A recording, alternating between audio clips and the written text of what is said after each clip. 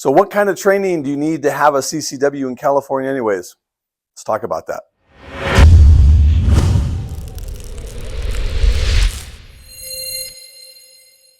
Hey everybody, this is Mike from Personal Protection Academy. Let's talk about the training you need for a CCW. Well, and to be honest, there's two paths that I want you to think about. Number one is that legal path.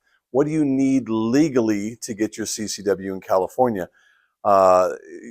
It's not too stressful, too difficult. What you need to have is you need to have a firearm registered in your name in the state of California. You need to go to your local municipality, the sheriff or the police department, and you need to fill out their application. They're going to do a background check with you and make sure you have no felonies, misdemeanor, domestic, psychiatric holds, that kind of thing. Once you're done with that, then they're going to send you off to somebody like me.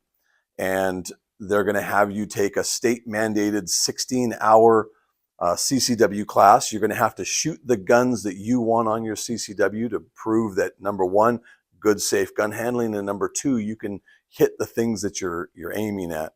We give you your certificates after you attend your 16-hour class. You take a written test. All that stuff goes back to the sheriff. They sit down, they meet with you, and they say, great, congratulations, here's your CCW. It's just that simple. That's the legal path. Here's the other path. I like to call the other path the would I want you to stand next to my wife in a gunfight path. And the reality is I see a lot of shooters where the answer is no, I wouldn't want you to stand next to my wife in a gunfight. As a matter of fact, I would be happy to give some of these guys a GPS chip so I know where they are so I don't have to be there. So what do I think, as somebody who does this for a living, what do I think you need to have, the skills you need to have to be able to carry a firearm around? There's that legal path, but there's that responsible path. You have a little mini death machine on your hip. You have the power of life and death in your pocket, in your purse, in your fanny pack, or on your backpack. And you need to act like it. Because the reality is if I asked you, do you know how to cook a souffle? You'd say no.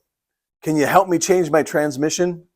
No, Mike, I don't have a clue. Can you help me put in an automatic sprinkler system with a timer on my backyard and make sure?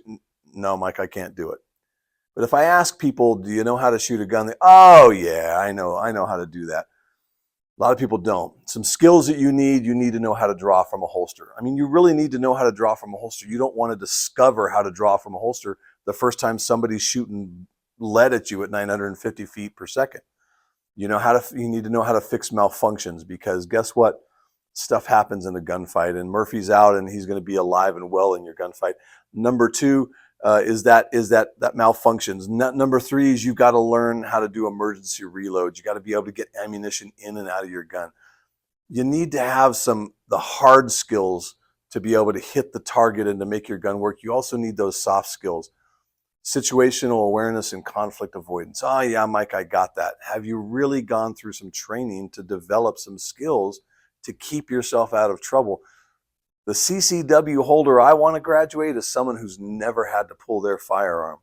And that's important. Yeah, I want you to be able to hit the things that you're aiming at. And yeah, I want you to be able to win that gunfight. But I would be just as happy knowing you never had to get into a gunfight. So do you have those skills you need? So again, let's recap here. There's that legal path. You can follow that legal path, and that's great. You know, we're excited to bring you on board fully into the Second Amendment, the right to keep and bear arms. We want you to be a part of that. But then don't forget that second path, that rational path, the common sense path. Do I want you standing next to my wife in a gunfight? Would you want to stand next to your kids, your grandkids in a gunfight? And if you think the answer is no, then just hold off a little bit. Get the skills you need and move forward. Just because you got a gun doesn't mean you know how to use it. Just because you got a motorcycle, just because you got an oven, doesn't mean you know how to use it, right? So get those skills you need. Get those hard skills, those soft skills, and learn what it means to be a responsible gun-owning individual and gun-carrying individual. Okay, do you agree? Disagree? Come on, let's fight. Get down in the comments. Let me know what you think. And we'll see you next time on the range. See you later. Bye-bye.